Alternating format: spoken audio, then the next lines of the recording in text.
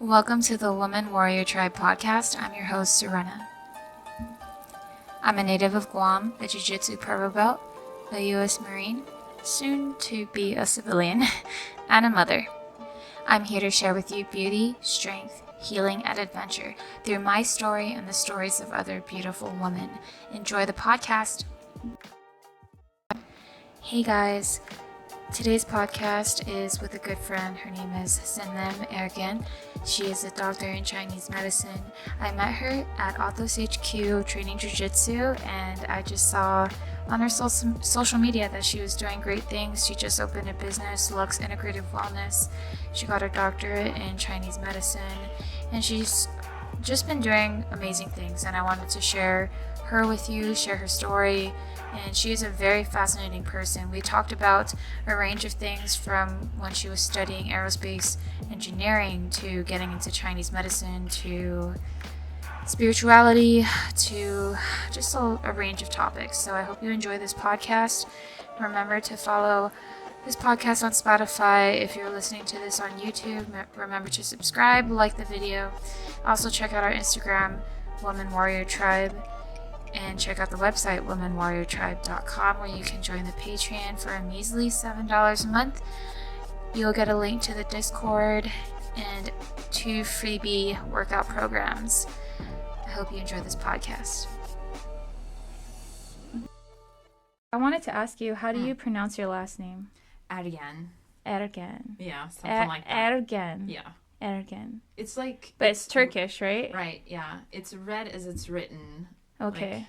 Like, and it's Sinem. Sinem, yeah. Sinem. Yeah. Oh, that's Sinem. Perfect. That's better than mine, yeah. No. That's better than I said it. No, I just want to make sure I have it down. Sinem Ergen. Ergen. Yeah. Ergen. Yeah, my last name's kind of weird. It's it's not I have weird. a hard I don't know what it is, the way my tongue doesn't turn, I think. I'm not entirely sure, but I say it differently than, my own parents say it. Okay. So it's kind of funny. Like, there's no, totally right way. Yeah. I guess. It's okay. No, that's perfect. As you know what? You are the holder of your name. So True. Yeah, it's like however you want to pronounce it. I mean, what's funny? I used to say like going to Starbucks or coffee shops, I'd just say, oh, it's Sam. Like, just make it small and easy. Yeah. But recently, just a few days ago, I realized, no, I'm just going to say my name and spell it out for them. And then I started doing it and it feels good. Yeah. I like it. And they're like, can you spell that? So they ask you Yeah. That's I actually awesome. haven't given them the opportunity to ask. There have been times where I do need to give out my full name, then they'll ask and I'll tell them. But I was like, oh, it's Sinem, it's Sinem. I just go ahead and say it that way. But that's usually like a conversation starter, do you think? Is too. Like they ask what where does that come from? I've never heard of that name. Yeah, definitely. It's happened probably 50-60% of the time. It's like a new conversation that begins from there. That's cool. That's awesome. All right. Alrighty, so I'm here with Dr. Sinem Ergen. Yeah. Doctor of Chinese medicine and a beautiful person. Autos Jiu Jitsu purple belt, founder of a new business called Lux Integrative Wellness, and you offer alternative and holistic health. Yeah, basically. Yeah. We offer Eastern Asian herbal medicine and acupuncture. So that involves a lot of other things that we can definitely get into. Yeah.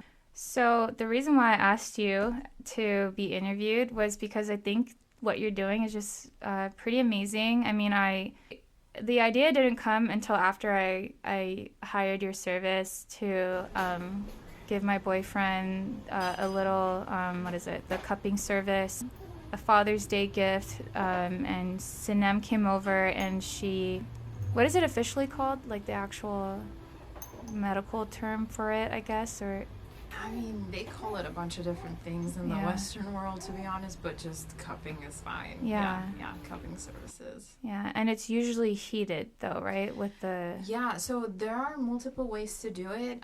The way that I like it's a pretty traditional way. You basically have a heat source and you create a vacuum using that within the cup, and then once you place it on the person and the air cools down, it creates a suction. So to me, like using the nature within that system, it feels a lot better, a lot softer, like a lot more molded into the person's shape and their tissues. It feels a lot better than, say, like you can do it with a hand pump as well. I believe that's Korean. I might be wrong, but yeah, you can use a hand pump, just use that suction pump, or there are silicone ones that are pretty soft. You can just kind of use those. Anyone can buy those on Amazon. They're easy, and I do recommend them to my patients too, but just to, have an option at home so that they can continue their regeneration and healing. But the traditional way is the heat source and the glass cups, and I love that. I love the way that feels, so I usually use that in my practice. I thought it looked awesome when you were putting the flame in the cup, and I was like, I gotta film this. So when I had to film it because, it looks so beautiful. I was like, it didn't just look like you were doing your job, but like I just saw it as, wow, this is like an art. It's like magic. It looks like almost magic, like using this flame and then a cup, and then you're just like, I was playing like music in the back just to set the environment up, and I truly felt like it looked like what you were doing as well, like you enjoyed what you're doing, but it just looked pretty cool to watch too. Yeah, I mean, essentially that's what the medicine is. It's where that science comes together with art, and that's one of the things that I love about it. It's so beautiful in certain ways. It's like symmetrical and just really pretty to watch. Even when you see the needles get inserted into a body, the way that you like align the needles and like the way that you find the points, and sometimes like we'll talk about this, I'm sure, but along with the meridians, and you'll change the direction of it, and it looks so beautiful in my opinion. And maybe we can do a little demonstration after this, and you'll get to experience it too. But of course, it's really beautiful. The sensations are beautiful too. It's not this like harsh thing where like going to a doctor and getting a shot. Yeah, and like it's so hard. Sometimes you see kids and they're crying and screaming and they're getting a shot, and it's very cold and just not friendly environment, and like someone's having to hold the kid down, and that all of that feeling, we don't want that here. We don't want to recreate that here. There's already so much going on around us, so much trauma we've all been through, that like my intention is to make sure that I do not put you through that again. I want to make sure that we're erasing all of that and bringing you back to yourself. So I absolutely love that part about this. Like it's softer and it's like artful, and it's just there's intention and feeling, and I do think it's a beautiful medicine. Besides the science of it, it's really beautiful to like apply it and watch it happen too. Yeah.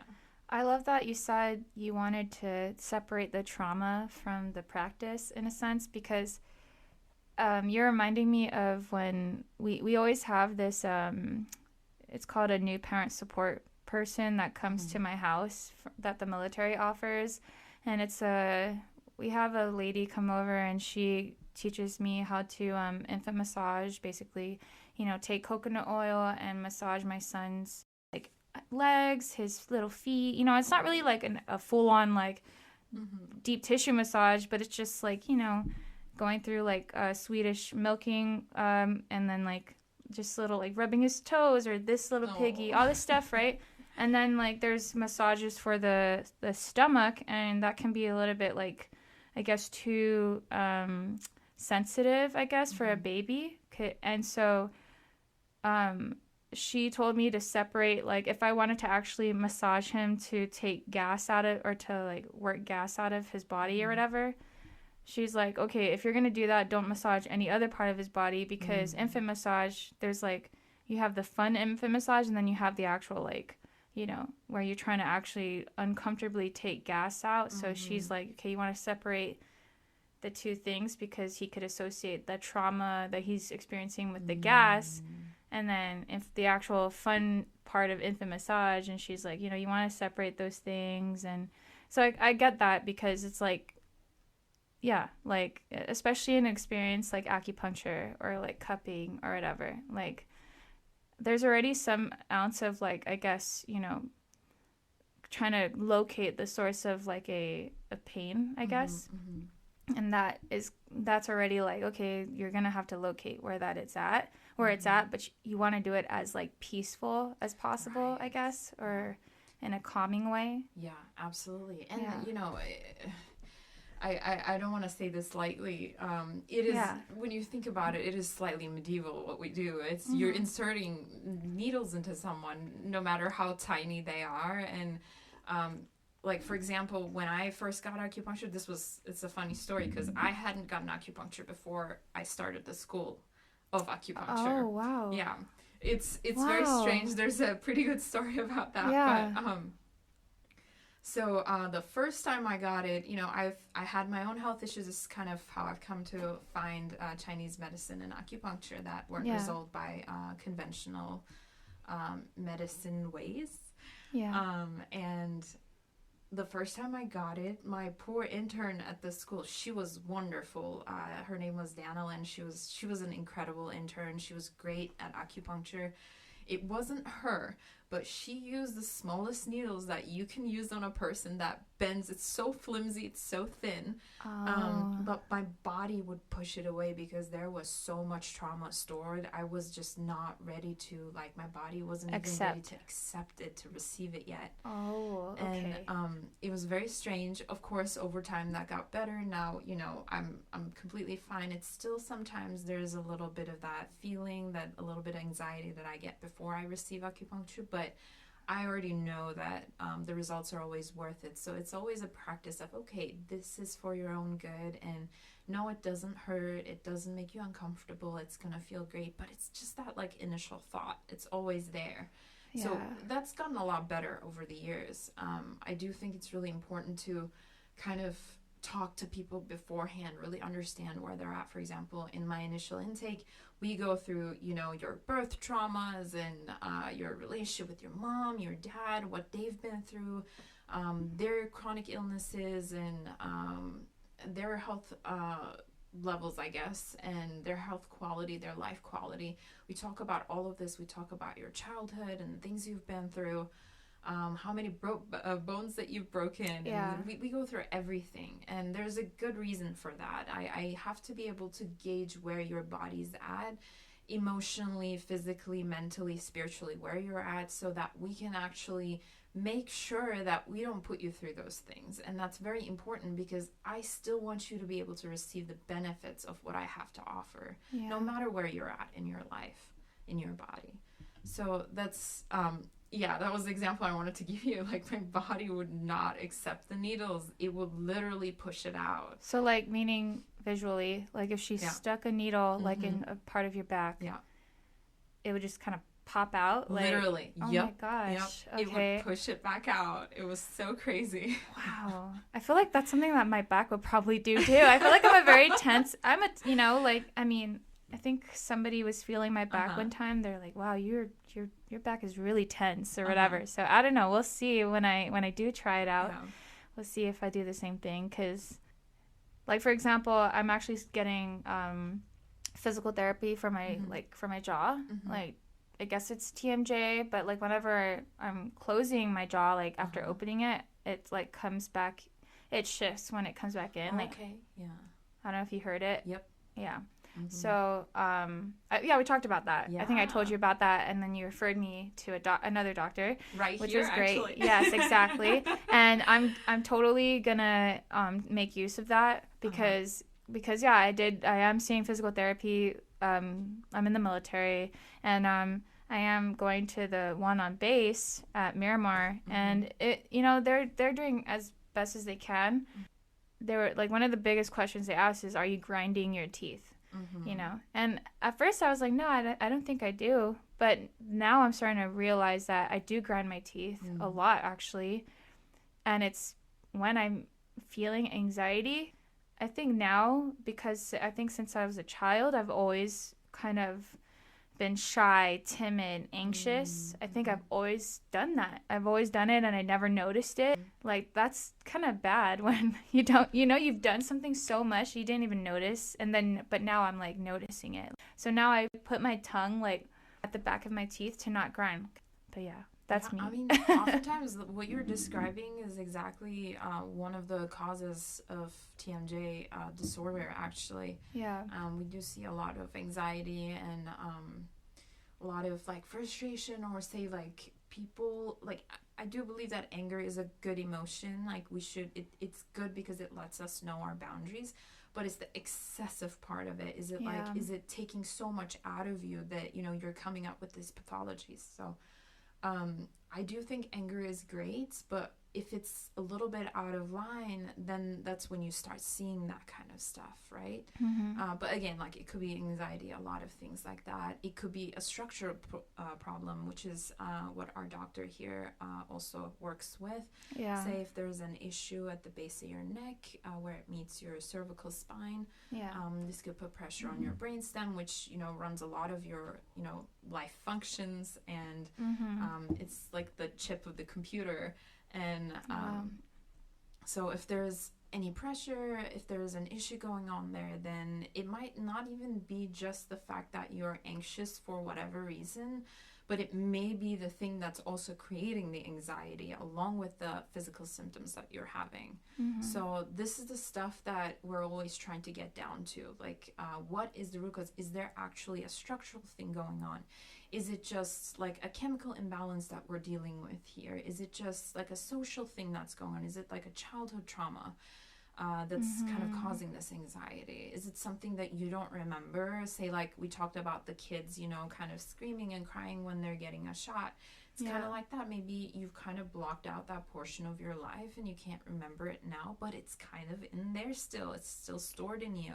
Yes. So those are the things that we really try hard to get, you know, into, so that we can locate that. And it's not just, again, I know you and I talked about this a little bit earlier, but it's not just this like Western approach. It's not so linear that, oh, I see this, so I'm just gonna give you this painkiller or muscle relaxant. And we don't want to do that. We don't want to use this incredible medicine that we have in our hands and just, you know, put a Band-Aid on it whenever we see a symptom. We do want to get, you know, really understand what's happening so that we can address it, and that way it doesn't come back, so that you don't need us anymore.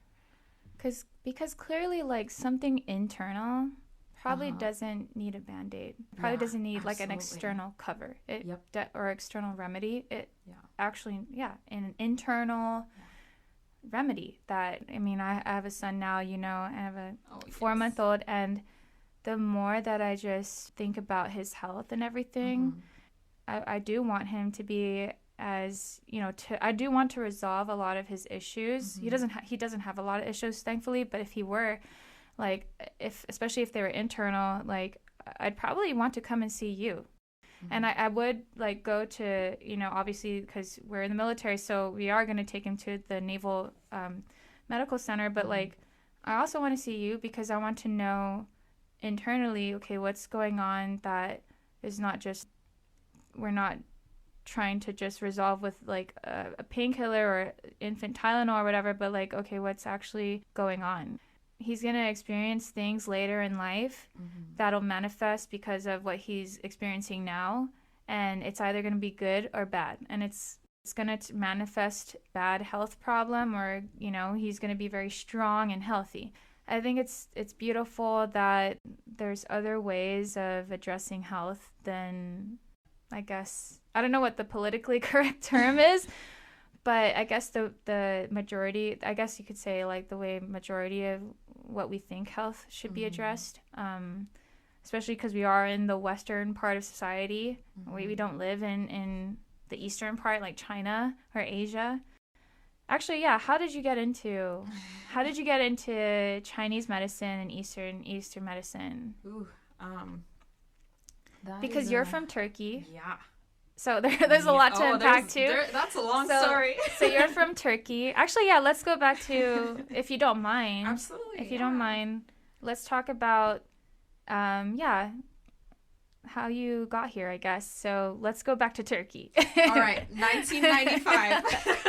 Just 1995? No. Yeah, That's your, 95. Oh my gosh. I'm like a couple years older than you. Yeah. Wow. Yeah. Oh my gosh. Yeah, Okay. no, not 1995. Let's skip a little bit further on. No, do it. 1995, let's do it. Go. 1995, June 7th, a bright light appears. A beautiful creature enters the world and crying. But yeah. destined to. Oh, I like that. Yeah. I like that. Yeah. With a destiny. Destined with a destiny. Mm-hmm. Okay, go ahead. I like go it. ahead. I'll let you go now. Yeah, I mean, I was raised mostly in Turkey. I was very lucky. I had parents that had a vision that was not just limited to what was available around them. They always wanted to do more, and my father never really had a good, privileged childhood. He came from nothing and he made something out of himself. He was in the Air Force and okay. Wow. yeah, and The Turkish Air Force? Yeah. Wow. Okay. He was, I believe, one of the first 2 Turkish pilots to cross the ocean No way. in a jet. Yeah. What? Yeah. He was an insane F-16 fighter pilot, and That's he was so insane. badass. Yeah. That is so cool.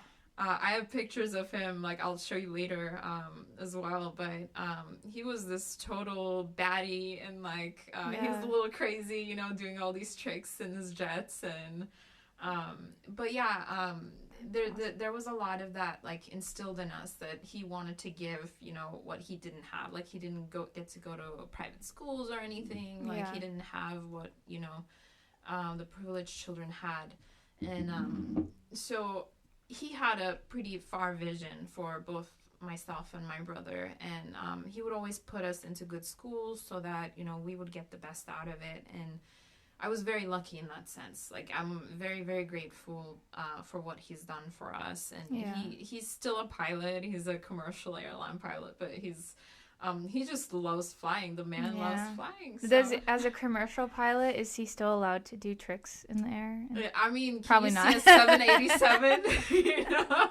He probably wants to try that. Oh my God, I'm sure he does. Yeah. Can you imagine that? That is so cool.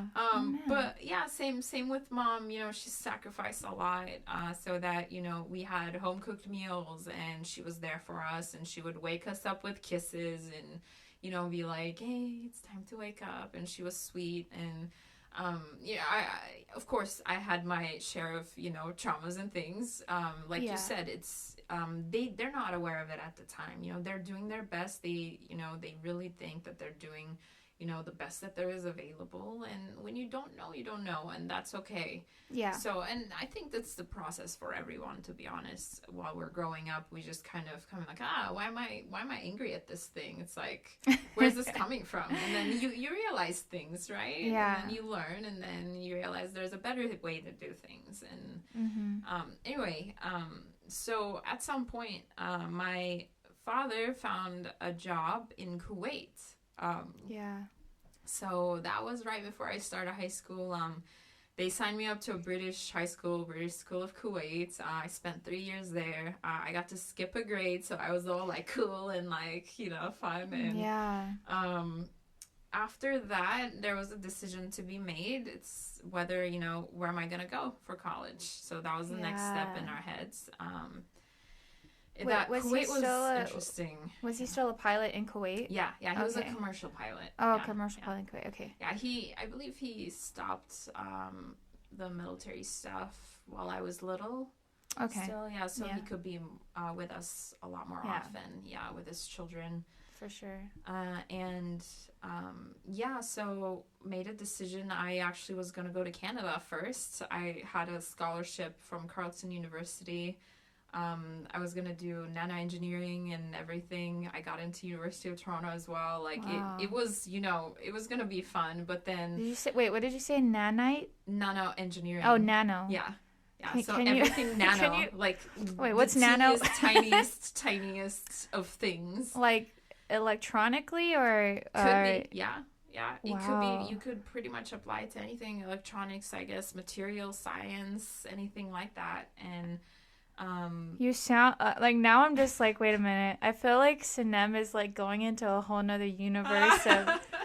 Well, anyway, no, that's awesome. Yeah, I feel like I have like an incredible mind right in front of me now. That you'll have fun with me. Yeah, okay, I'm gonna pick your brain and yeah. Okay, so nano engineering. Yeah, there was that option. Okay. But then one of my friends who had already moved to California, he had graduated before me. And he said, "What are you going to do in Canada? This is, no offense to Canada. Canada's absolutely beautiful. I really want to go visit one day." But it was a whole idea of, when you think about it, do you want like sand and ocean and sunshine, or do you want to be in snow? And he's your friend, and he's already in California. Yeah, so yeah. I was really lucky. Did you have any friends in Canada by that point? By that point, I didn't have any friends in Canada, but I did have other peers that were also going to study in Canada. Oh, okay.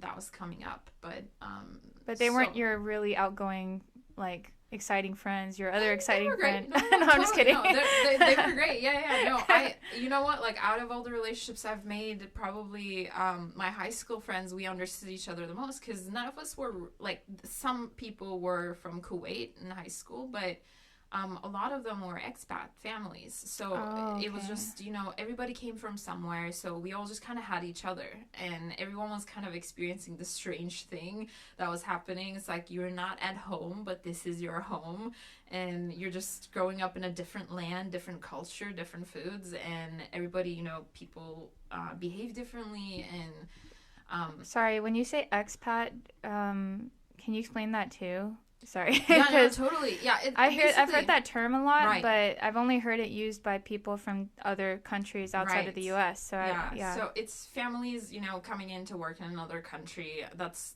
like the most, I guess, general explanation I can give. I'm sure there's some weird detailed thing about it, but so it's like when you come from another country to work. Yeah. Okay. Yeah, kind of like immigrants, but like kind of like that. Anyway, there was a lot of us there. We all just came from different countries, and we just kind of gathered in this one place, and we all just kind of had each other. And I've seen those friends since, like, I moved to the United States. Some of them visited, and they stayed with me for a few days, and I showed them around, and or That's they awesome. had their own plans too. But it was great, that relationship, that connection that we had. To this date, even if we don't talk, every day or for months, it's still there. I still feel that connection with them no matter what. And that's a really nice thing to have, for sure, because I didn't really get to have that. I grew up, this is my hometown, and like, this is my hometown friends, and we're so close and intertwined, and there was none of that. And I'm sure you also had similar experiences too, moving. I don't know when you moved here or if you were raised here, but well, I actually just enlisted out of Guam. Oh, I see. Oh, wow. Yeah, okay. So I've already visited, like, I've already been traveling since I was like 11, but yeah, I mean, still I definitely know how it feels to go to a new place. I mean, being from a U.S. territory, it's not the same as coming to the United States. It's definitely a culture shock. It's different. I mean, I could go into all of that, but it's not the same at all. You definitely, I mean, people still kind of treat me like a foreigner, they're, really? Okay. I mean, like, they'll be like, oh, where is your country? Where is Guam? It's like, interesting. It's funny because I grew up learning about all the 50 states. I get it. Guam is like a really tiny island, and they don't grow up learning about an island that's 30 miles long in the Pacific. They grow up learning about their area and where they're from. So, yeah, it's definitely different, but anyway, I was like, you know what, California, Long Beach sounds nice. At the time, I actually, pretty much all the major schools had closed down their applications when I decided, let me look into California. Okay. And, but I emailed one, Cal State Long Beach, Okay. and they said, you know what, just try the system. If it works, you can send in your application, even though the deadline had closed down. Okay. It worked, and I sent in my application. I actually got in there for something other than aerospace engineering, but at some point decided, okay, let's switch. This is what I want to do. I want to push myself, and I did aerospace engineering there, and of course my crazy mind decided that wasn't enough either, so we added physics into the mix. Oh my gosh.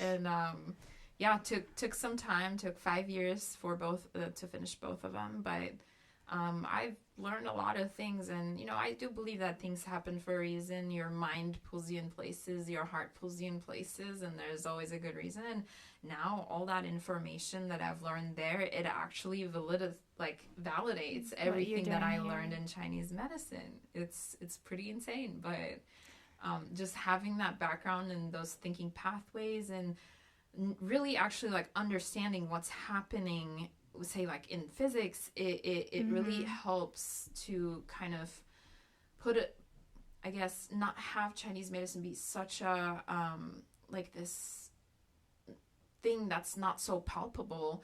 But when I can imagine, you can think about it like electric currents running through your meridians, and righty-tighty, lefty-loosey, you can increase the circulation when you turn it the clockwise, and if you go the opposite, you can decrease it, and little things like that, So it really, amazing. really helps. Yeah.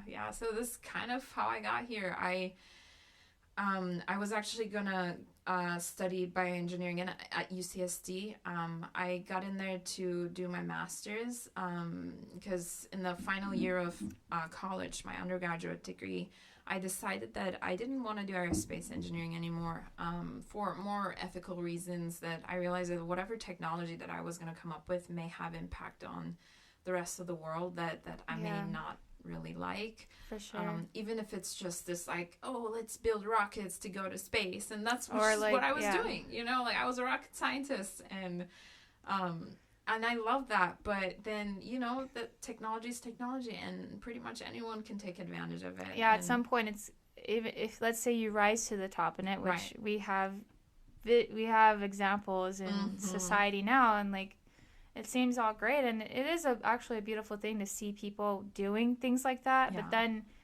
then you actually realize that there are superpowers out there that still control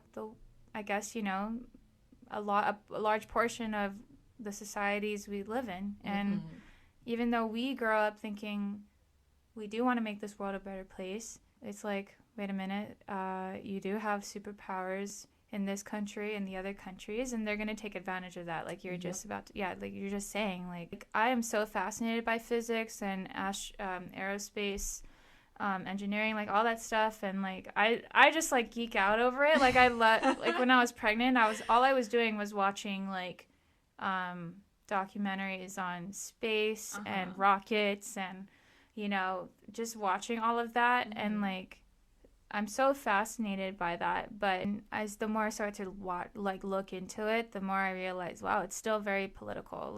You're not just becoming an astronaut. You're becoming an astronaut for your specific country, and you're doing their specific work, Yep. And that's really mainly for power. Yeah. And that's what you realize. You're exactly.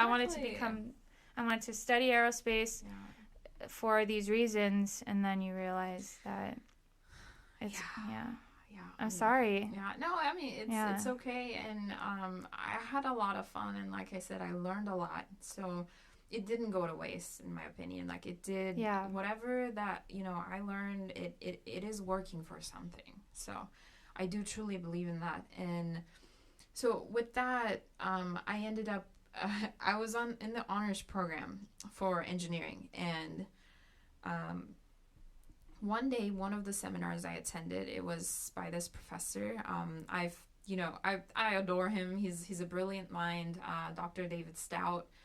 He had also graduated from Cal State Long Beach, but went to grad school at Brown University, and he came back to teach. He was also an aerospace engineer who got into bioengineering in grad school. Wow. So he was giving this great presentation, and I got really interested. And I was like, you know what? Let me reach out to him and see if he's gonna accept me in his research group. And he was very open. He really wanted to help. He's always been that way. And I got into his research group, and he did give me a project. So we were, that was mine. We had multiple projects within the research group, but the one that I was working on was in collaboration with a Chinese university. We were making a biomaterial, a hydrogel, out of cornstarch to grow stem cells in. Wow. Okay. Right. So this was specifically for heart cells, heart stem cells. So that was our purpose. Because, if you have a heart attack, a part of your tissue dies, and so then you can't use regenerate it. Right? To regenerate. Exactly. So you could take like a syringe, basically. I feel like I'm sorry. I feel like I'm on the watching like Flash right now. Have you ever watched Flash? I feel like I'm having a conversation with Caitlin. I feel like you're Caitlin. I'm sorry. It's amazing though, because it's amazing. I just am like, whoa, okay, like, what is it? Nobel Peace Prize winner, like, potential here. Like, that's what. Goodness. It's a great thing to say. That's so sweet. That's brilliant. Okay, that's so brilliant. I've never met anybody involved in something like that. That's freaking insane. It was really fun too. Like, don't get me wrong. Like, I've taken personal joy out of like the work that we did. Like, it's like, you're growing stem cells, and like you're looking at this, under the microscope, or we did other fluorescent imaging, and you can see all these like cells in your material that you built. They just grow, and like they start making connections, because that's how heart cells kind of communicate. There has to be electrical current traveling between them. So you could see them like kind of come closer and making connections, and I have pictures of it too. I can show you later. So wait, sorry. Yeah. Going to the science of it, you said heart cells have to have electric current flowing through them to connect them, to connect the cells. They connect so that the electric current actually can travel between them. Okay, I think I remember reading that in Human Anatomy. What is that, Human Anatomy, like 101 or whatever? Yeah, anyway. Totally. Yeah. No, but yes, now it's starting to make sense when you're explaining it, because I'm like, okay, that makes sense. When I was reading it, I was just like reading it for a test, but now it makes sense. So actually, one of the reasons that stem cells have a hard time, like you've probably heard of stem cell injections, etc., right? Mm-hmm. And sometimes it's hit or miss. Like, for some people it works great, some people it doesn't really work. It's like nothing. And so what we want to be able to create an environment for those stem cells to be able to come into the grown adult cells that we want them to become. The whole process is called differentiation. So stem cells are just stem cells. They're just hanging out there like little babies. They need to be formed into something, right? Okay. They're just like just hanging out, and they need to find the environment or be put in the correct environment so that they can actually become the tissue that you want them to become. They can form the tissue that you want them to. So there's a whole process. You got to have like for example, you can talk about like temperature or the electromagnetic field that you want them to be in, so they can become that cell. Yeah. So that was one of the issues that we were having with stem cell research. Is to actually create that environment for them so they can survive, they can grow, they can differentiate into what kind of cell you want them to become, what kind of adult cell, because they could become pretty much anything almost. Okay. But so you want them to also function in a healthy way. So it's like kind of like raising a baby. If you don't give it food, what's gonna happen? Right? Exactly. Kind of like that. And if the baby doesn't eat the right food, then what's gonna happen? A bunch of health issues. They may like get cancer in the future. This and that, right? Mm-hmm. It's kind of the same thing. It's like they're little babies, and you gotta just grow them right. Wow. So that's the environment. That was the problem. We were trying to create that correct environment for them to, again, survive, grow, and become the cells that we want them to. that was the main research. So there was it was great because I had learned a lot of material science in aerospace engineering because materials are very important. And we could apply that to, to basically biology. Yes. And so that's kind of where the connect came in handy. So that's what I did all of my senior year. We just did a bunch of I did a few talks. I wrote my thesis in this, and it was a very interesting year. It was a very tough year because I've had my aerospace engineering senior design project, which was huge. I think we wrote like 50 to 100 pages of a project, and there was a lot of calculating things. It was we were creating a craft to gather data from, I believe it was the atmosphere of Venus. Sorry, it's been years, so I'm trying to pull all this information back now. That's amazing. Wait, so you're creating a craft to gather data from the atmosphere of Venus. Right. So it was I mean, we weren't necessarily building the craft, which was, that would have been a pretty huge project onto itself, but we were just kind of writing it out, planning it, making our calculations, designing the craft, at least, in computer design programs. But that was pretty much it. But so anyway, we had a crazy year. Then I had this extra project on top of everything, grad school applications and all that jazz. It really affected my health. It was very stressful. I slept probably 5 or 6 hours max every night. I'd get up early in the morning, get this giant, cup of coffee from Dunkin' Donuts on my way to school, and get into the lab early, do some of the things that I had to do because, baby stem cells have to be cleaned and fed and this and that. And it's a very sterile environment. It takes time, and we have to be imaging it, at least looking under the microscope every day and make sure that they're growing the right way. There's no contamination, this and that. And you have to be on top of it. And when the schedule comes, you got to do what you got to do. Do I got to, change their environment today? Okay, got to do that. You have to do it. Otherwise, you're just compromising your research. So, there was all that responsibility again, grad school applications and everything. I still was full time, studying 2 degrees, so I still had to go to class, and I would just run back and forth on campus all the time, every day. I had started doing martial arts, so at first I was training about 6 hours a day, and then had to come down in my senior year. It was only 2 hours a day after that, doing Jiu Jitsu at Subfighter MMA in Long Beach, which they're my heart and soul. I love them so much. They've given me something amazing. The things that I learned from my coach there, Tracy Hess, he was an incredible man. And I learned a lot from him.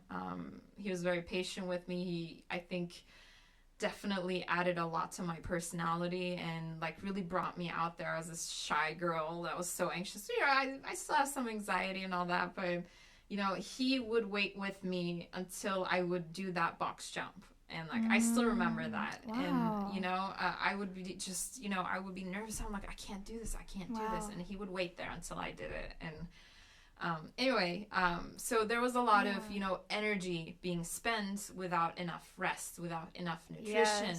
I was, skinny and, losing weight constantly and everything. And at some point with the stress of everything, I think my body just gave out. Okay. And it was kind of like a wake-up call for me. And before I started grad school at UC San Diego, I think that was about the rock bottom, where I lost about 20 pounds in a month, and the doctors couldn't find anything that was wrong with me for 7-8 months. And in August of 2017, right before I moved to San Diego from Long Beach, I found this internist that finally did a bunch of other imaging. They did gallium scans and CT scans and everything. And the last thing that he thought about was he wanted to do a biopsy from my armpit that to see if I had lymphoma. We had done every single test that there was, and that was the last thing that was left, because I had apparently a pretty gnarly Epstein-Barr infection, mono. Okay, That if it doesn't, if your body can't recover well from it, it does lead to lymphoma. So that was the, connect that he made.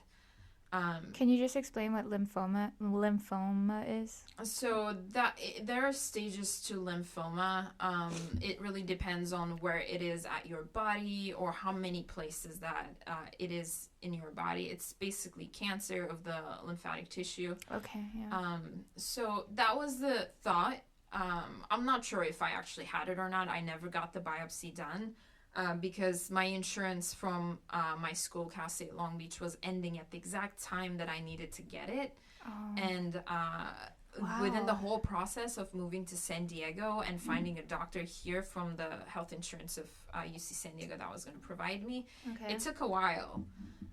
It took a few months, and by then I realized that I couldn't just sit there and do nothing. Like, I looked like a skeleton. It was really bad. I couldn't walk 5 minutes without my heart just beating out of my chest, and I was out of breath. And, coming from, like, training 6 hours a day, doing mixed martial arts and, like, punching people in the face, and all that, like, coming from that level of, like, activity and thinking and to this, like, I would, my memory was a mess. Like, I would forget, like, that I had a midterm. Like, I remember one time my biochemistry midterm at UCSD, I studied a whole freaking week nonstop. And I was like, okay, I'm ready. Like, I have all my notes. I'm ready for this. And then I show up to the school. I drove. I was looking for parking, and I was like, wait. Like, what time was the test supposed to be? I think it was already like 3 p.m., but the test was starting at 12. And yeah, like, things like that would happen, Yeah. It was very strange. And so I was like, okay, I can't just, like, let this happen. So I got into a little bit of energy medicine. That was through my mom. She really wanted me to get into it. And I was like, you know what? Fine. Like, I'll do whatever. It's just whatever comes my way. And I didn't believe in this stuff before, prior to that. Energy medicine? Yeah. Okay. I've never heard of that. It has a lot to do with basically, it's like heart and mind connection and the electromagnetic field that you're in versus how someone can affect that field. It's kind of like acupuncture. It's like changing the field and the currency and the current running through your body, but you do it from a little bit of it. You can do it from a distance. So have you heard of Joe Dispenza, Dr. Dispenza? Yes.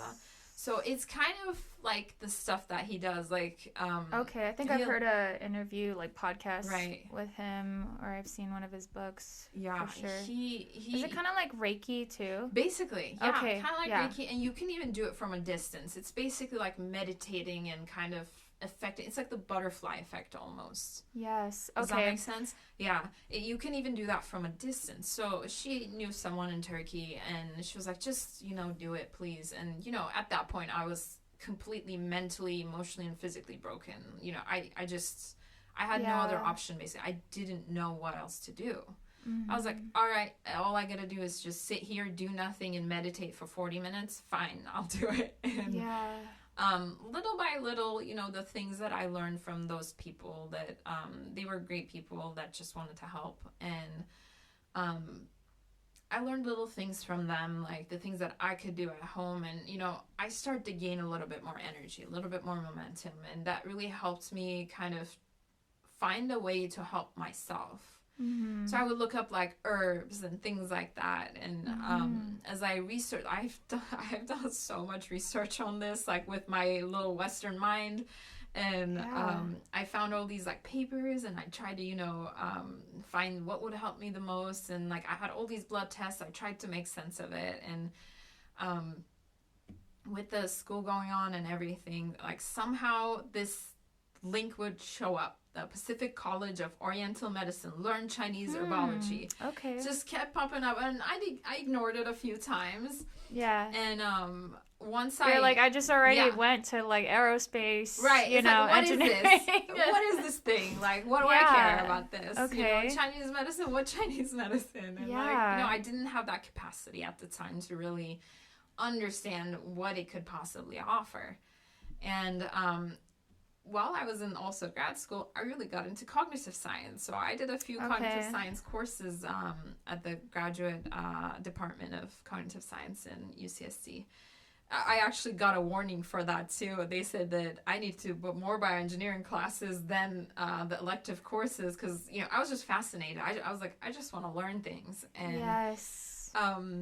So learning all of that within this thought period, I found out about Tao Te Ching. So that's what the philosophy, it's not really a religion. It's not really anything. It's within itself. If you read Tao Te Ching, it'll basically tell that to you. This is not anything that, it's not a religion. It's not like something that you preach or whatever. It's just you are the way or not. And it's one of those like kind of, you know, it's a very special book that I think it's great that, you know, the more people can read it. It's very interesting. I can let you borrow mine, but of course, yeah. I want to say that definitely like getting into that book, I was searching a lot for spirituality and everything at this time. And I found that, and the Chinese medicine is basically the philosophy of Chinese medicine is also rooted in that too. So I found that, and learning in cognitive science, I was doing a class called Cognitive Science of Mathematics, and it was talking about whether this linear number line that we have that goes like 1, 2, 3, 4, 5, 6, 7, 8, 9, 10. Is this something that's really embedded in our brains, like we are born with it, or if it's something that's been taught? So they found that in certain tribes that have been untouched by Western civilizations, they found that the way that they communicate when it comes to mathematics or quantities, it's like a little bit more, many, a few. That's kind of how it is, and it's not really quantified as I'm gonna give you $3 for this, you know, egg, and that's not like how it works. So they've come to I don't want to say they've come to the conclusion, but they have observed that this may not be the way that we're born. This is something that is taught. So this linear kind of living. So it goes like 1, 2, 3, 4, 5, 6. Like it's like very you're Western. 1 year old, you're 2 years old, you're 3 years old. Whereas you could be, you know, say like you're an old soul that has been going in a cycle, in a circle of life that, you know, say, I don't know if you believe in souls and things like that, like reincarnation and stuff. But you could be a baby that has a soul of a, say, you know, a 200-year-old person, or just the soul itself is that old. And like that's circular thinking, and that's what Tao Te Ching was also emphasizing. It's circular. Life is circular. Things repeat themselves sometimes, maybe in a different way, but things are circular. Time is circular. And so that that philosophy started to get in my head a little bit. So I started changing my way of looking at things, because now I had this complete like Western thought that entirely was within a Western system that found that not everything was just straight, linear. So that was the thing that started to change my mind. That it's funny. I always say I'm from Guam. I'm from Guam. I'm from Guam. Like, and I am from Guam. Yeah, you are. Yeah. But like being from Guam, that just I'm just recalling something about our ancient society, or at least in the islands of the Micronesia, of the Asia Pacific region, like the way ancient people there kind of, I guess, bought things or whatever. They had what's called stone money, which was literally like a huge like ball of like a huge circular looking donut. That was money, and it was like huge, like, you know, what do you buy with it? I don't know. Or how do you trade it? Or what's the quantity, this and that? Like, I'm pretty sure they weren't even thinking of all those specific linear stuff. Like, it was literally just like called stone money, and it was just like a circular thing that they used to buy things or trade or whatever. And or even trading, that's actually how you did things. Was like in the islands, you traded fish for I don't know, like crab, or you know, and even like things that were valuable, like they were like shells that they would dive, like the ancient people, they would dive into the deepest parts of the oceans, of the trenches, and they would find these they called it like spondylists. So those were valuable, but those were valuable as like kind of identifying people of the caste system. So like the women actually wore all the spondylists, so, because it was a matrilineal society. So they,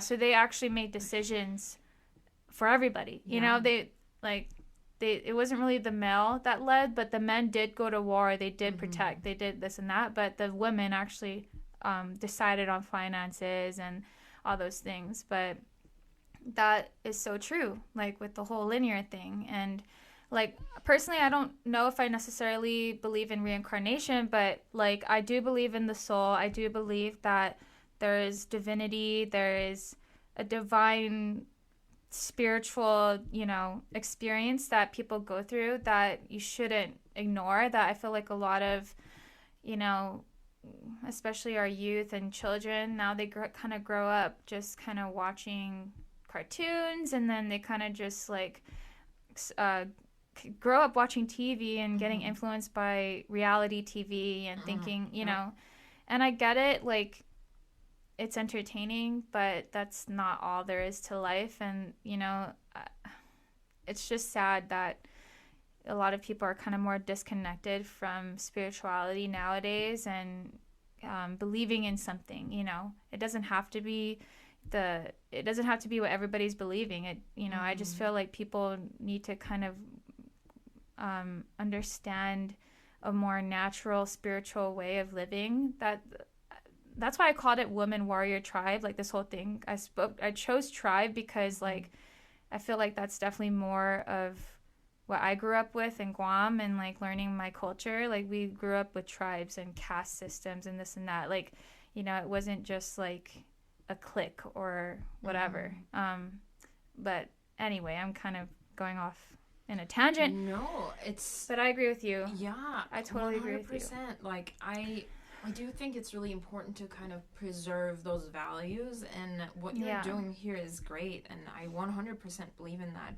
Like you said, whatever that it might be that you believe in, say that, oh, it's higher, you know, spiritual power or oneness or love or God, like whatever that might be. I don't know if you watched it, the, what's it called? Something of Pi, this movie. I've heard of it, but I've actually never watched it.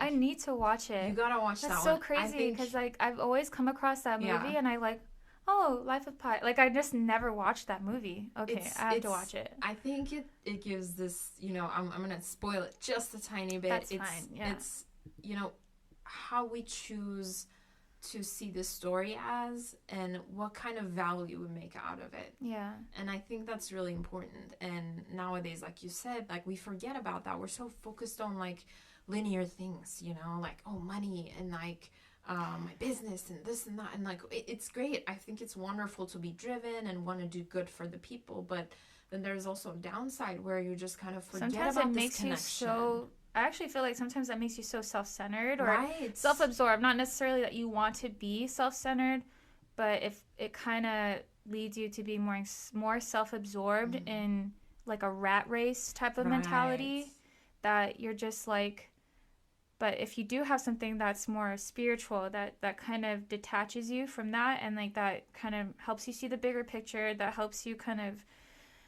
that detach from the outcome of things, and that like almost kind of still, it's like you don't want to sound, actually I don't care about sounding hippie. I'm actually kind of really hippie in a lot of ways, but I still eat like hot Cheetos here and there, or like, you know, like I'm not as natural as I'd love to be, but like, you know, like I do believe that we still need to be in touch with our natural, who we are as human beings. So yeah. No, I 100% agree. It's like, don't get me wrong, like technology and everything, like we still use it. I mean, even what we're doing right now, but you know, there's a thing that we've been talking about between ourselves too, with the doctor I work here with as well. It's not necessarily what you're really consuming. It's not necessarily like where your body's at only either. it's about how your body is really responding to the outside effects of like what's happening outside of you. It's the response of it, the relationship between your body and what's happening on the outside. Yeah. So it's okay. I do think like I go out and eat my tiramisu. I think I love that stuff, you know. Just I'm not gonna take it out of my life. It's fine. It's okay because I do it and it makes me really happy and it makes like puts a smile on my face and I love doing it, and that's okay.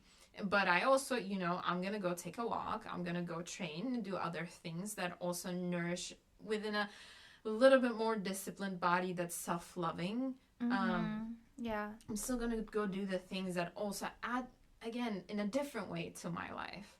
I think that's 100% okay. It's we don't live in a world that's really, I mean, maybe I'm wrong in this, you know, I do see people that, you know, live in complete harmony and they're happy and, you know, all they eat is just healthy food and that doesn't bother them and they're really happy to do that and they find joy in that and and they're fine. But like for me, it's like if I'm eating rice and veggies every day within the stresses of the society that we have to deal with, you can't always... There are ways to deal with it, obviously. So, you know, we do our best to train ourselves. Like, oh, let's meditate, let's exercise, let's build good connections with our family and our friends, whatever we can do to really nourish ourselves so that we can deal with the stresses of life. Yeah. And, you know, there are ways, but I don't know 100% when that happens, like when you can be completely entirely within every cell of your body in harmony. I don't know if that's possible. I'm sure unless there are some people... unless probably you're like a monk, that like a Tibetan monk or something, and and I feel like those people probably, and they deal with their demons too, I'm sure. I mean, I think that's life though, you know, like you have to... It's not really learning. I feel like harmony is more so, I mean, like, it could be subjective in a way where it's like harmony is learning how to blend stress with their, like, I guess, the reaction, you know, and like something happens externally, how are you going to react to it? How does your body react to it? And are you going to... try to control it, or are you going to flow with it, or does it need to be controlled or not?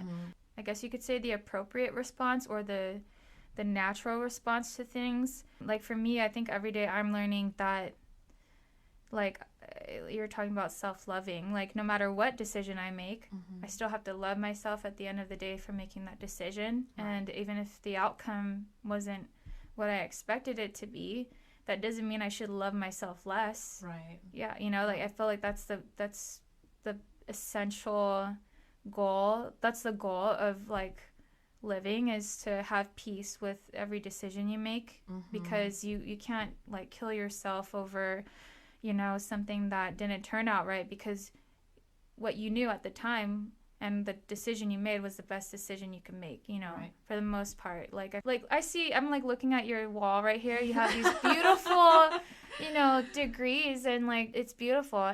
It was like you did all of this, you know, whether it was acupuncture or oriental, like I'm like reading it right now, Master of Science and all that stuff. And like, just because you did aerospace engineering before, it just led you here, you know. It's not like you made the it was the wrong decision to do aerospace or, you know, physics or anything like that. It just led you here. And I feel like that's just the beauty of life. I guess that you could say it's harmony in a sense. Like you're so deep and involved into like, you know, finding out stem cell, you know, like reading, you know, trying to experiment with stem cell research, and then it just somehow led you to acupuncture. And and it does take time though. It's not like overnight though. Absolutely. Oh God, like I'm just imagining all the time and effort you put into that. That's a lot of energy, like you were talking about. Then you experience this health issue, and that was I guess you could say that was a result of all the energy maybe expended, and like it kind of manifested. But then that trial kind of led you here too. it's like also just kind of like Mother Nature helping you learn lessons, and that's just how human beings learn. And it's like you can't control that. You couldn't control that. Exactly. And that's the part that I think that was also another lesson within itself, whereas, you know, in like engineering and everything, you have to control most of the, I'm gonna say majority of the variables that you're dealing with. You can't control everything. Like the aerodynamics within itself, it's a lot of approximations, and we try to calculate everything in the West to the infinitesimal piece, to the smallest piece that you can. But the thing is, even in that, we still have to look at the bigger picture. You can't just stick with the super precise numbers, but it's an approximation sometimes. Like that's how the mathematics and the physics of it work. So even like understanding that within itself, it's like, nope, you can't control everything. You can't just control that you choose to sleep 5 hours a day, go do all of this, and you can still be okay. No, that doesn't work that way. I needed to learn to attend to my emotional health, my mental health, my physical health. And physical health didn't mean that I could just eat some salads and get through the day and, you know, train however many hours I did and, you know, not sleep. I really needed to learn that. And now it's, you know, there's still little lessons that come up here and there, but now it's become a priority. It's like, okay, I do have to fill my own cup before I can pour out.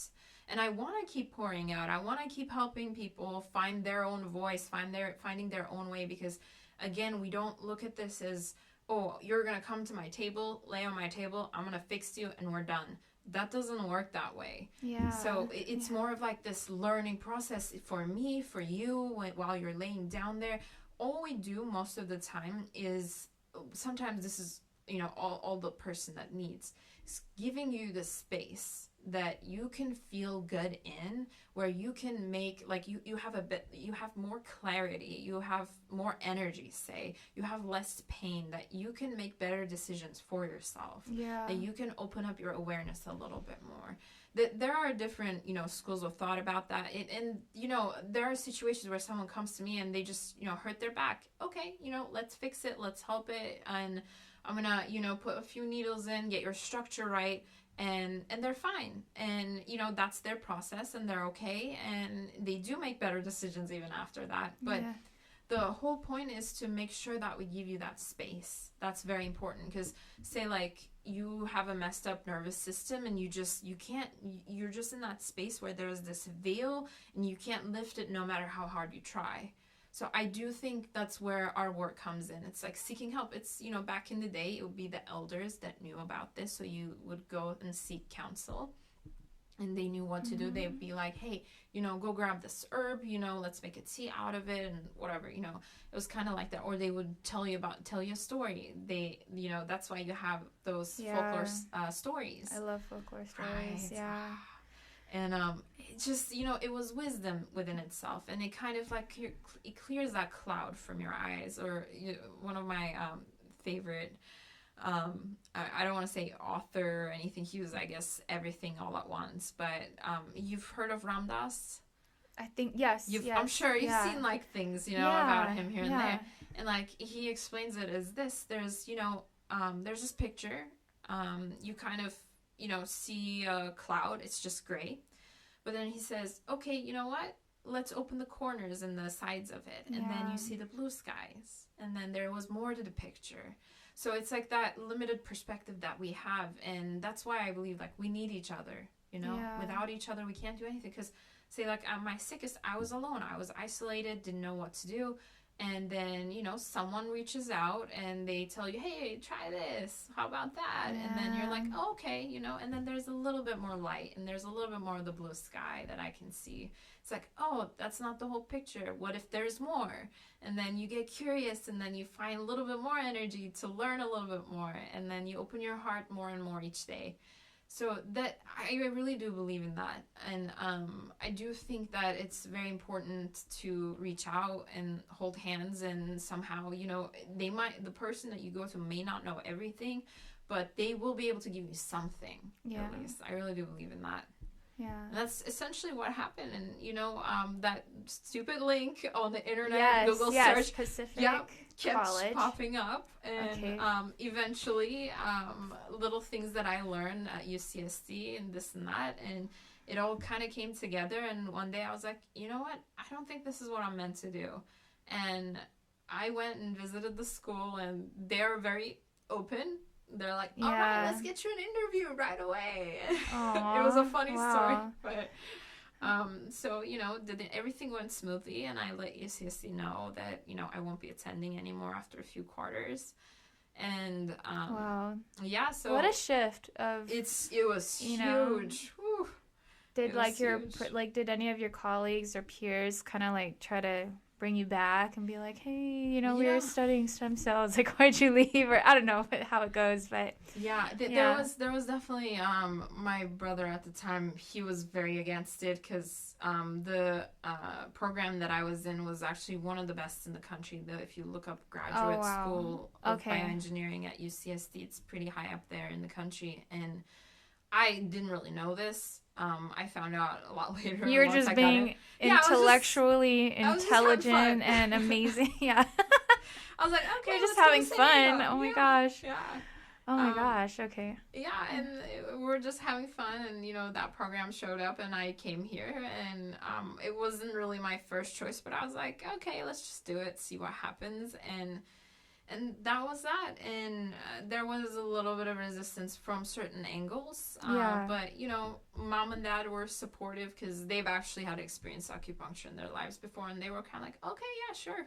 Yeah. Do it. And I was like, okay, cool. Awesome. I'm going to do it. But yeah, that's kind of how it happened. Yeah. And, you know, to this date, I've seen a lot of benefits from it. You know, I put on all the weight back. I'm happy, and my mind works better. First of all, you look great. No, whatever form we're in, I do think we're beautiful as long as we're happy and healthy. And I believe in that, and this is probably the greatest that I've felt in years, to be honest with you. Now that school is finally over. Yeah. And so because I did see that, you know, you changed your Instagram name to Doctor, you know, so that was a year ago or 2 years ago. Let me see. That happened in December, actually. Once we get our diplomas, then we can call ourselves Doctor. I graduated in December. I think I got my diplomas either January or February. So that's when that happened this year. Okay, cool. Wow. Yeah. But yeah, it's still, you know, a lot of work. Obviously, starting your own business is it's a big venture. You're very much aware of it too. Yeah, I know that. So you already knew that you wanted to open up your own, like, I guess, is this just?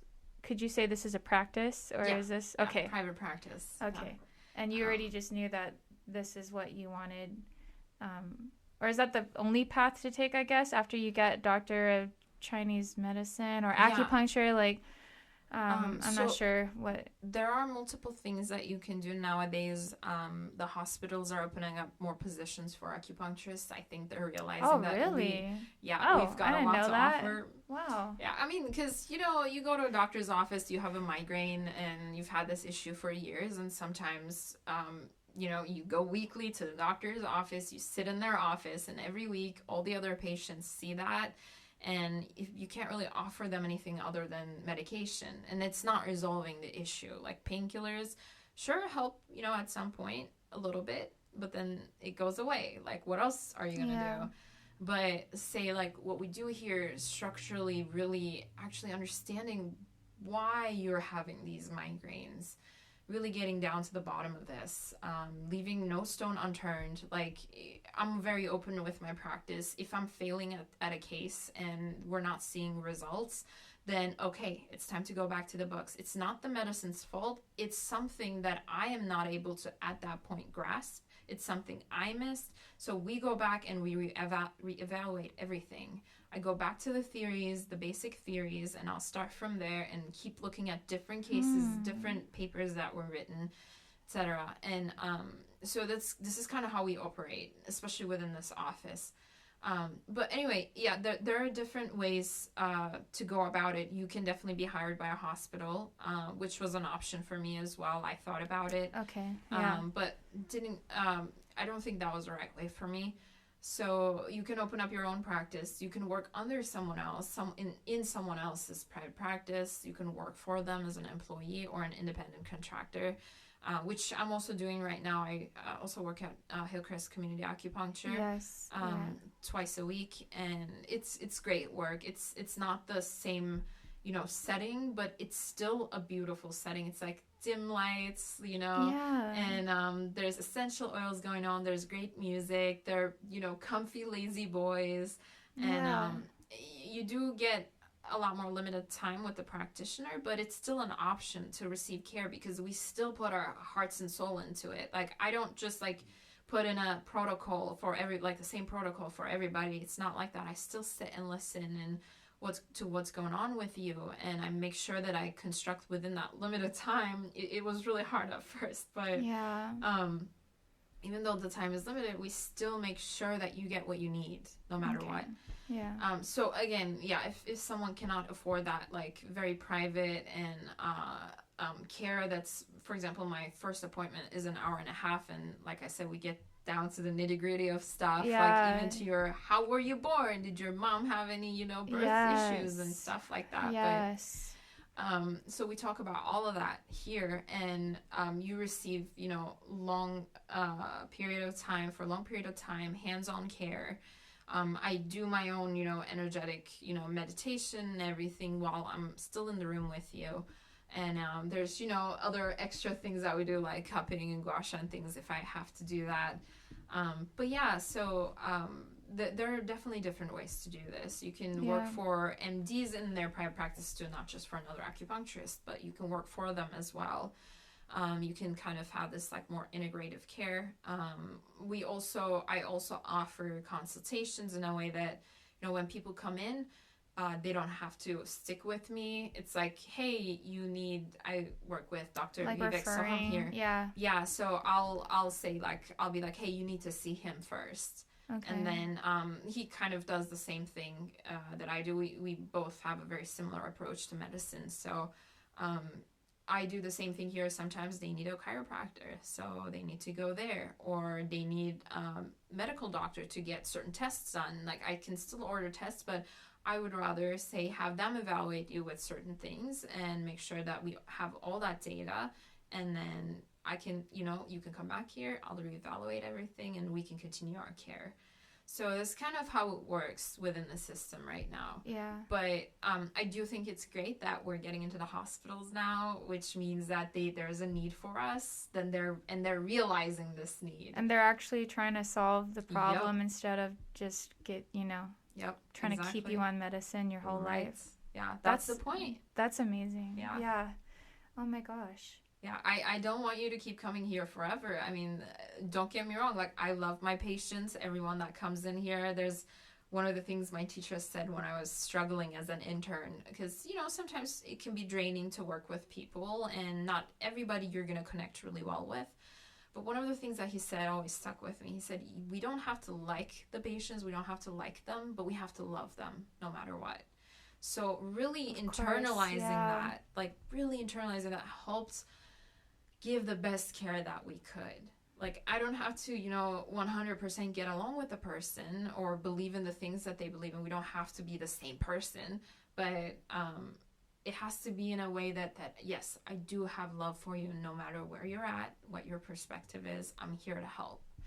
And so essentially that's been really, really helpful to keeping things together. Yeah. And but this has been I think the greatest turn that I took in my life for sure. That's amazing. Yeah. I think a lot of women who men and women, because I do know that there's some men who do listen to the podcast, and this podcast is still growing, so it's not thousands, but they're the people that do listen, they come and listen to the podcast because for me, I want to offer them inspiring stories, and I think that they'll listen to you and be like, well, yeah, I've been studying this for how many, for this long, and I just feel like I want to study something else. And I think this would be a pretty good affirming thing for someone to hear and be like, yeah, it's okay to switch gears.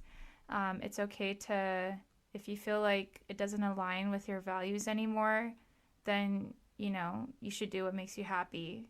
And it'll probably lead you to your purpose, you know, at least for whatever your purpose is for this time in, you know, in history. So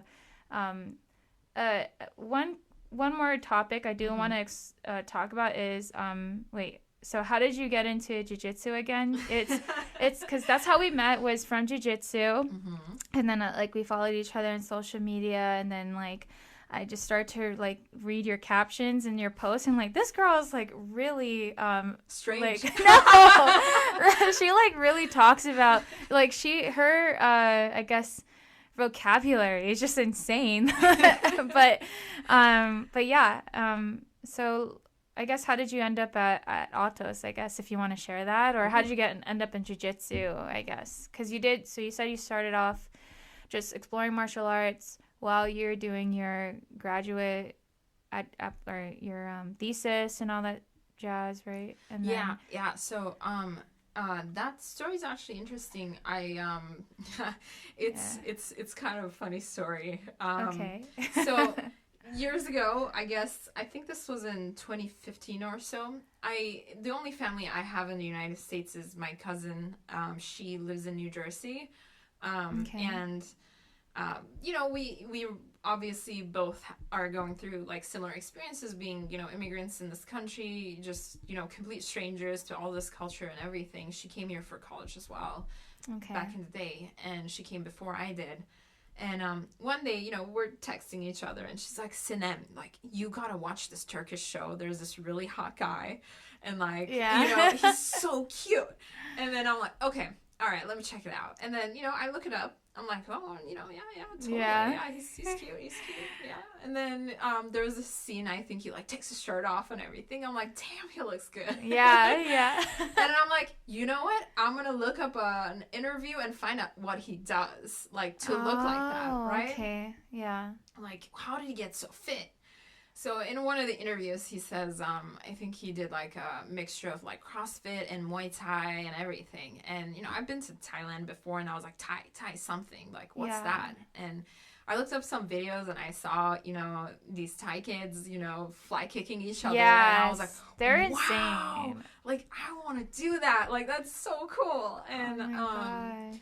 So, yeah, that was a fascination. And one summer that I was in Turkey, I do believe that was 2015, I found this person in my hometown that did, you know, he was, I believe, like a Muay Thai champion in Turkey or something. And he was just opening up a gym there. Okay. And, you know, what a coincidence. And I went in, I was like, hey, like, I saw this, I really want to start. So he was my first teacher there. I was there only for like 2-3 weeks, but he still, you know, I still got some basics in. I learned how to punch things and everything. And it was obviously like a very beginner level, but that's how it started. Then I found Shooter Box in Long Beach once I came back here, and that's kind of, you know, how it kept going. I trained there a little bit, and then I found Tracy has a sub fighter in Long Beach.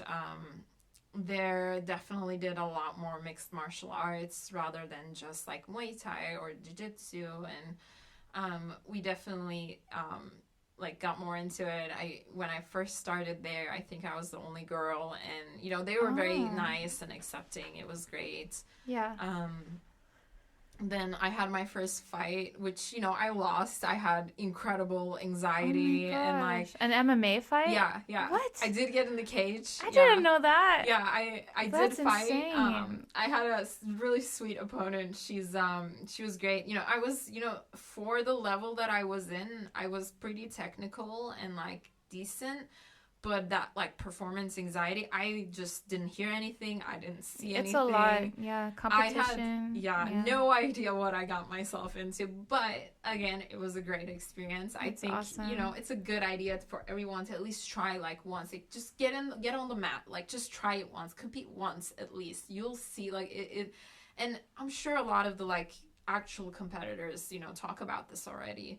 But it's, I think, really important to at least try it once. Yeah, and I agree. See what you can do with it. And, you know, after that, I did a few jiu-jitsu tournaments. And once, like, my health went, you know, downhill, I had to stop for a little bit. But, moved to San Diego. I did a little bit more MMA. Then I decided, I've had multiple concussions in the past. So I was like, okay, I think I'm going to hang up the towel with really sparring MMA and things like that. And I just kind of stayed doing some Muay Thai training here and there with my coach, Bryce Cross, and he's, I believe, in Orange County right now. We did some training. He really helped me out a lot. He really helped me out while I was getting out of the funk of my health issues. He would give me, training and everything, and had a lot of fun, learned a lot from him. And then eventually, like, I've always kind of seen about Atos, and I wasn't sure, I was going through some personal issues too, and I decided, you know what, let's try. And at the time, I knew that my coach knew Josh Hinger, and I knew that while I was at Tracy as Sub Fighter, he was coming down to Lake Forest to give a seminar, and I was so bummed I couldn't make it. Okay. So I, asked him, I was like, hey, like, what's, can you help me out? Like, what's going on? Like, I kind of know about you a little bit and everything. Like, it's so cool. Like, you're such a, like, big, like, I was so, like, kind of almost, like, starstruck, too. I was like, oh, my God, like, I'm in the same city with these people. Like, I really want to, try. And, like, he's a wonderful person. Like, he helped me out a lot when I was first starting. And that's kind of how I got into Atos. Awesome. Excuse my French, but got my butt kicked for a very long time. Yeah. Still do. That's okay. That's Atos for you. But I love it no matter what. Like, everyone's still been so great. All of us go through ups and downs with our training and, personal lives, but I think I had, like, pretty bad anxiety for the first couple of years, even just walking into the gym. And, like, it's a very intense environment. Everybody's so great. Like, don't get me wrong. It's not like anyone's being weird, but, like, it's just that, like, energy in there. Everyone's ready to go. And, like, if you're not used to that and you're walking in, you're like, what do I do? For sure. Yeah. No, I mean, especially, like, what is it? When I first got there, too, like, I've always trained. When I was in Guam, when I started training in Guam, we always brought out Atos black belts to give, like, seminars. And, like, so I was already familiar with, like, I guess the name and then the I guess the speed of how, they like to train and their approach to Jiu Jitsu. So even coming into Atos, like, seeing Andre and Angelica and just seeing all these freaking crazy competitors, at that level, it's like, it does kind of force you to want to rise up to that level at least, like, or just to, like, push yourself too. And that's what I really like about training at Atos. It's not like you're always thinking, oh, this is a world champion, this and that. You're like, like when you spar against Rafaela, you're like, oh my goodness, like, yes, okay, you do think about how crazy good she is, but, like, good gosh, I mean, I remember, incredible. I mean, I remember when she was a brown belt at the time and she was kind of still rising, I guess. It was Rafaela, and it was, you just train hard with your partners, and, like, you're not really, like, looking at them, putting them on a pedestal in a way. You're just like training with them. You're getting good training, they're getting good training, and you shouldn't hold back your training just because you think they're mighty and superior. Like, you should probably turn it up. You're definitely doing them a disservice if you're just gonna kind of, like, withhold the technique, or, like, especially if you're more experienced. But I mean, you shouldn't recklessly go out there and train jiu-jitsu and like try to hurt people. But if you're more experienced, and once you start, like, adapting to the environment and becoming really good friends with all your training partners, that's when, like, you really get a lot out of training. No, I agree. I mean, that's the thing too, like, 100%, everyone's actually so nice. Like, it's not like, they've got, like, this weird, like, superiority complex or anything. They're really humble, they're really sweet, and they do make it, like, home. Of course, there's a process, I believe, in every gym. Like, you get to know people and everything, and it's definitely a process. You learn to trust each other, and it's not, like, special to Atos, but just like that, like that environment you walk in, and, like, if you're not, like, you don't know, and that was, like, my, like, first time coming out of, like, this really messy personal situation, and I'm just going in there, like, no self-confidence, just walking in. I'm just like, okay, we can do this, just trying to pump myself up, and And I'm grateful for every minute of that. And I'm grateful for every single person that was in there that either, you know, like you said, it's a disservice. It's a disservice to ourselves, and it's a disservice to our partners if we're holding back, if we're not doing our best. And I 100% agree with that. And that was a thing that I also needed to learn. I was like, okay, you know what? I do want to get better at this. I do want to get better. I want to be a better partner. I want to be better for myself and for the partners that I have here who are also trying so hard and training so hard to get better. And that's like the wonderful part about Jiu Jitsu. It's like, in a way, like, yes, you're going hard at it and, you know, you're trying really hard, but that makes the other person and yourself better. And I love that. I absolutely love that. True. And Professor Andre and Angelica, they're incredible. Every time, you know, I had a chat with them, every time, you know, rolling with Professor Angelica, she's just incredible. And every other black belt, whatever white belt that comes in there, it's been an incredible experience. And I'm very, very grateful that all of those lessons that we've learned on the mat, it reflects on the rest of our lives. It made me a better person. It made me more self-confident. That was the kind of like discipline I needed to put in to get here. Otherwise, none of this would be possible with the mentality that I walked in there with. That's so true. Yeah. Professor Angelica, too, she's a very firm person. Like, you could tell that she doesn't have time to mess around with who she is. You could tell she's very confident in who she is and what she's about. Like, there's no, you know, ifs, ands, or buts. She's Angelica Galvao. She's Sarah's mother. She's Andre's wife, and she calls herself a queen. You know, I don't know if you've seen her, like, her Instagram posts, but yeah, I think that. But like if you meet her, like, as if, you know, one female coming into Autos, it's like you have to meet Angelica. And I think that's why she is the way she is, though, because she just wants to set that example to everybody who walks in, but especially the women who come in, because like you could tell, like, especially the women's program, like, she really encourages like the women to come out and to attend that class, especially. But yeah, I'm really glad that you came to Autos, because then you wouldn't be here if you didn't, and then I wouldn't be here either if I didn't go to Autos myself.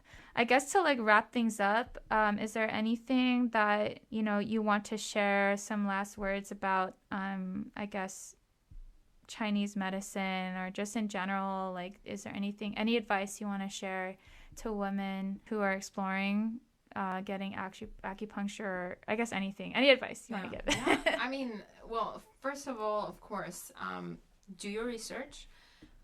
Online, you're going to find things that contradict each other, but still, I think it's a good idea to walk in knowing all the possibilities that you can, but just do it. Just come and experience and see what it's like, because until I experienced it myself, like, there was nothing that was written out there that could justify that experience or just give me an, you know, like, outlook of what it might be like.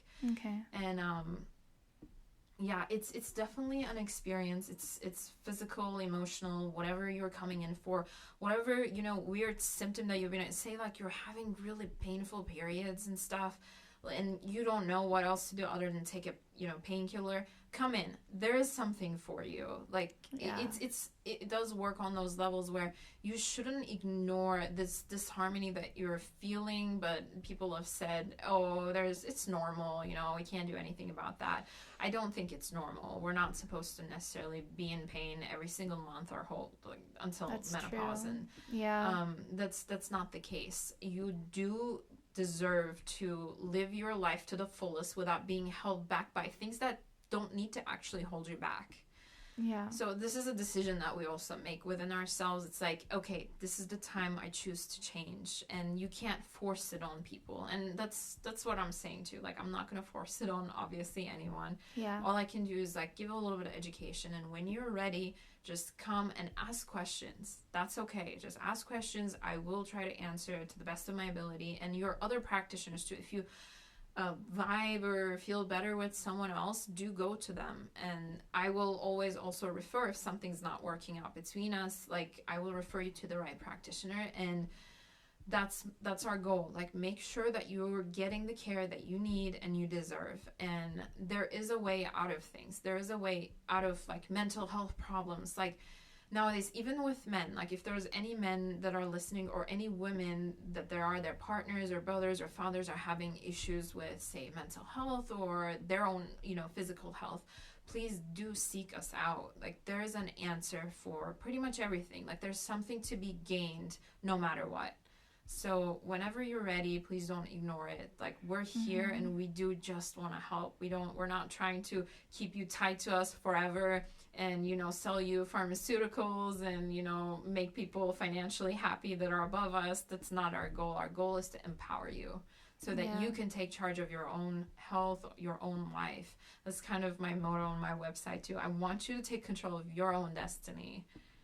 I love That's that. the point. So, come ask questions. I'm more than happy to answer. I try to make time for this. So, come try it out.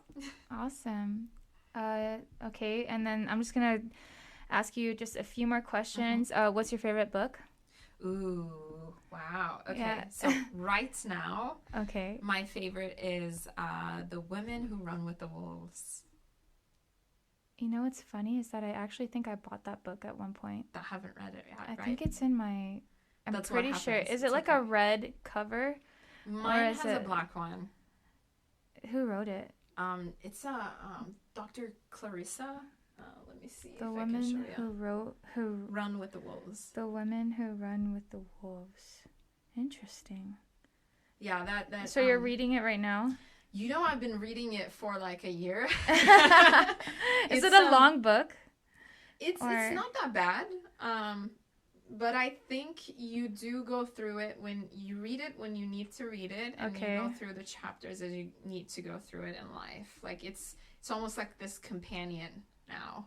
Oh, yeah. I like that. Yeah. I'm just trying to see if I actually really did get that, because I remember buying some sort of book. Yeah, is that it? Yep, that's it, my Dr. gosh. Clarissa. Yeah.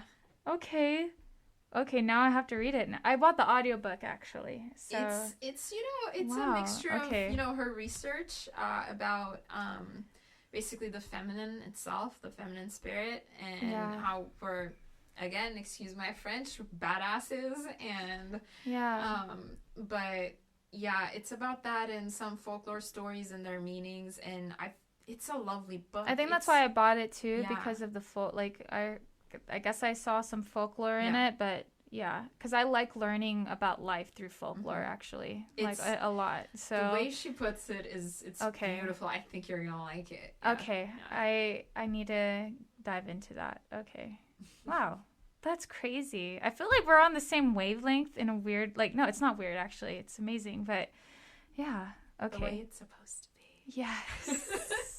Okay, and then I think how I want to end this is what is you could say a life quote, or how do you, I guess, what's a word or a quote or anything that you kind of feel like, I guess, guides you in life, or that you kind of use to guide your life? Ooh, that's a tough one. Or a thought. Yeah, no, absolutely. Well, essentially 2 little things. Of course, the one is love. Without it, it's none of it, in my opinion, is really worth it or meaningful at all.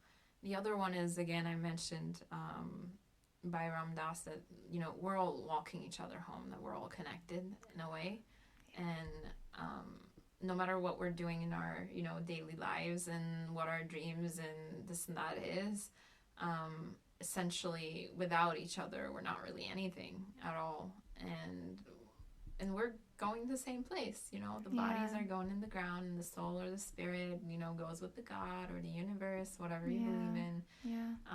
We're just kind of little parts of the big picture, and I think it's a beautiful way to look at it, because sometimes we do lose sight of that.